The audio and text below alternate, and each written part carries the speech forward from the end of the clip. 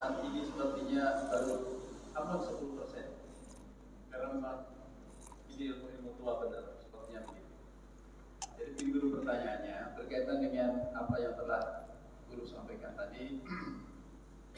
Ini berkaitan dengan sholat, bahwa sholat pada intinya adalah kita menghadap berkomunikasi kepada Allah Ta'ala, dan sholat harapannya bukan hanya sekedar menggugurkan kewajiban menghadap kiblat, Allahu Akbar, kemudian salam. Tapi intinya kalau tadi ulun mendengarkan tadi, yang sebenarnya berbicara pada saat sholat adalah roh agar bisa bertemu kepada Allah. Namun yang menjadi pertanyaan bagi kita yang benar-benar masih sangat dangkal ilmu ini, lalu bagaimana cara menghadirkan roh nur itu tadi agar pada saat sholat kita benar-benar tidak terganggu oleh sekitar kita. Kadang-kadang di sekitar kita ada bacaan yang agak sedikit nyaring, kita terganggu. Nah, ini kira-kira cara menghadirkannya seperti apa agar hasil daripada kita sholat itu benar-benar ada hasilnya. Artinya setelah salam pulang, kadang-kadang masih ada sesuatu yang membuat kita jengkel, padahal kita baru saja ketemu dengan Allah. Itu yang pertama. Yang kedua, ini ulun menyampaikan permintaan pertanyaan dari kawan kemarin agar disampaikan kepada guru. Bagaimana hukumnya kita menyaringkan bacaan sholat pada saat sholat itu seperti sholat zuhur atau sholat asar. Kadang-kadang di sebelah kita ada menyaringkan bacaan Fatihahnya, sehingga kadang-kadang kita merasa terganggu. Bahkan beberapa kali ini kemarin ada jemaah yang sampai menegur pada teman yang sebelahnya nyaring. Ini sebenarnya kira-kira sebaiknya seperti apa? Terima kasih. Wassalamualaikum warahmatullahi wabarakatuh. Assalamualaikum warahmatullahi wabarakatuh. Dua pertanyaan menarik. Pertama tentang nyaman atau khusyuk ya di dalam sembahyang. Itu berat. Bagaimana caranya kita khusyuk, nyaman, menikmati sembahyang itu berat. Cuman ada beberapa hal yang membantu untuk itu. Pertama adalah memanjangkan takbir dan menghadirkan takbir di dalam takbir itu semampu yang bisa kita hadirkan daripada rukun sembahyang. Walaupun ini hukumnya wajib menurut Imam Syafi'i sebenarnya, tapi tidak wajib menurut ulama pengikut Syafi'i. Hadir di takbir. Kita sudah misalnya bagi orang in usalli fardhu isya 4 rakaat mustaqbil qiyam ta'ala.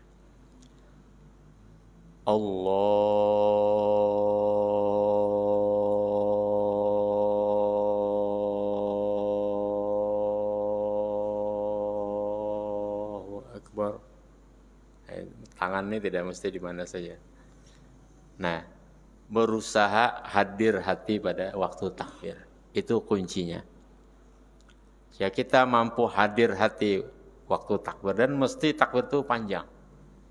Ada juga sebagian orang yang pendek, itu lain urusan dengan kita. Nah, dengan cara seperti itu adalah salah satu cara untuk bisa menikmati sembahyang.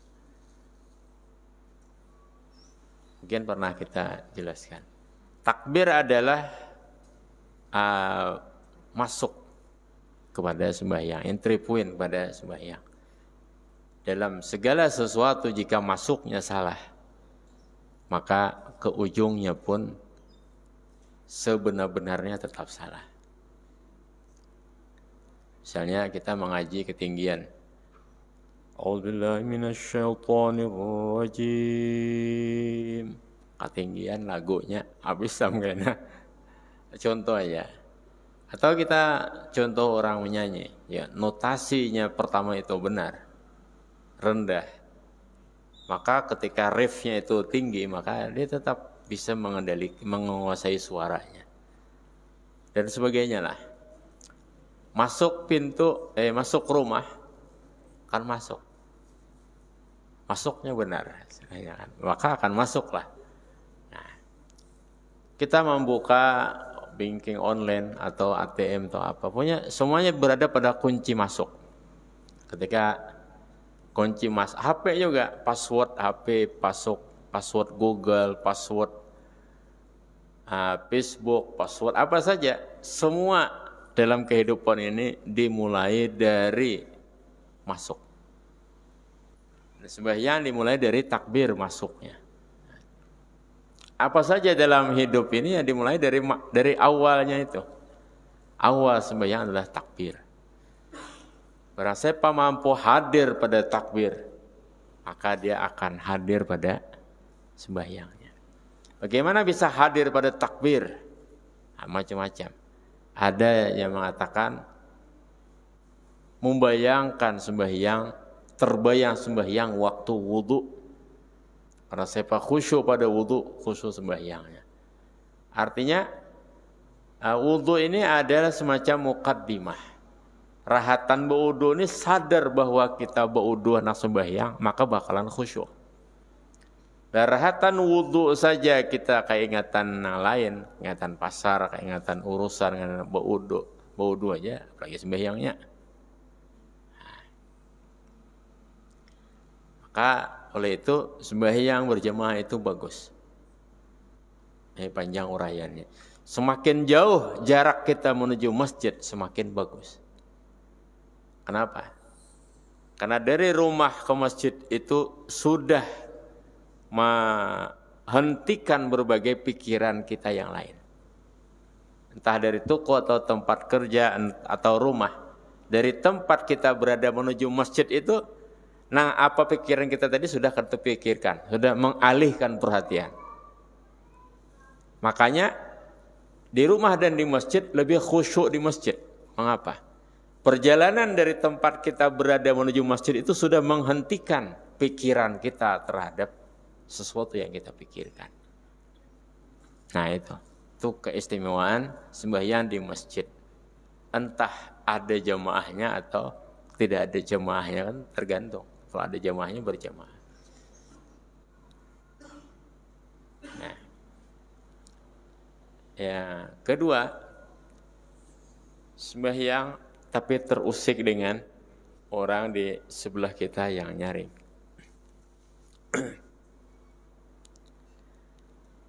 Di antara salah satu konsekuensi berjamaah adalah menghiraukan orang di sebelah kita. Ini salah satu problem. Menghiraukan orang depan kita, belakang kita, samping kanan dan kiri kita. Ini sebenarnya efek dari permasalahan di dalam diri kita sendiri.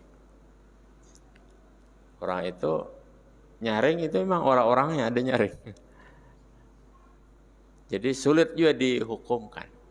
Dan berarti kita tidak siap atas kondisi itu. Nah, kita tidak bisa menyalahkan orang. Mungkin orang itu tuli sehingga nyaring. Bisa saja. Menyalahkan orang karena bacaannya itu nyaring, maka hidupnya akan selalu salah. Kita juga akan terperhatikan. Apa orang ini ada sembunyian? Ada bacaan kok. Ada juga. Jadi kalau kita memperhatikan orang di samping-samping kita, akan selalu ketemu salah. Sesungguhnya permasalahan itu adalah di dalam diri kita sendiri. Berarti kita itu tidak khusyuk, berarti kita tidak nyaman. Ketika kita nyaman sendiri, makan dia nyaman, orang lalu kita ada hira-hiran. Melihat buka HP aja rame, orang apa kak bini menyuruh makan ada hira-hiran kita. Ya, itu juga kisah Qais Laila Majnun ya. Kisah. Jadi orang sembahyangan, lalu lalang Qais nih. Nguyak orang. Contoh sembahyang. Sarik. Napa kamu Qais? Lalu lalang. Kalau melihat gak kami sembahyang. Aku ya Qais justru heran. Kenapa kamu sembahyang merhatikan aku? Itu kisah itu bujur kadanya, tapi kisah dalam suatu kitab. Orang sembahyangan berempat ke berapa orang lah. Orang sembahyangan lah. Berapa orangnya udah tahu. Kais ini gila, ini orang gila. Kais Majnunu Laila, gila karena si Laila. Jadi orang gila istilahnya. Ada kan orang gila ini maharo. Orang semua yang lalu lalangnya mundar mandir, ada hukumnya, ini orang gila. Nah, gila karena cinta itu. Jadi tonton sembahyang, sedikit orang apa ya kamu nih mengganggu orang sembahyang. Melihatnya kami sembahyang lalu lalang. Apa jawabannya? Aku malah bingung jadinya mana wanikam nih. Kenapa jadi merhatikan aku? Nah itulah. Berarti ini wanikam ini kada sembahyang jar kais. Kok bisa? Kenapa? Jadi ikam menuduh kami kada sembahyang. Kami melihat hal, ikam kami sembahyang. Ikam kada sembahyang. Ya itu tadi. Karena mau nikam sembahyang. Aku aja kais, aku ini mencari Laila kada melihat kawan bernikam. Aku ini mencari Laila, mundar mandir nih, mana Laila? Nya kan mencari Laila aja pangkisahnya. Kada mencari Allah Taala. Laila. Aku ini mencari Laila, mundar mandir sanku di muka rumahnya aku nih. Ibaratnya nih kan. Kada tahu, kada melihat aku pada bernikam sembahyang. Aku malah heran. Bernikam ini kada sembahyang. Kenapa? Sembahyang tapi memerhatikan aja ke aku malah kada tahu pada bernikam ini ada. Nah itu lagi kisahnya nih. Masuk dalam juga apaan itu. Alhasil berkaitan dengan ma'rifat juga. Kalau kita mempermasalahkan orang, maka tak akan ada habisnya. Orang salah terus, kita anggap kita buat orang salah terus. Maka ada benci, ada dendam, ada amarah istilahnya. Jadi kembalikan kepada diri kita. Nah, kita asik ya. Orang menyaring juga kita. Apa ya kalau asa kita terganggu, menyaring juga kita.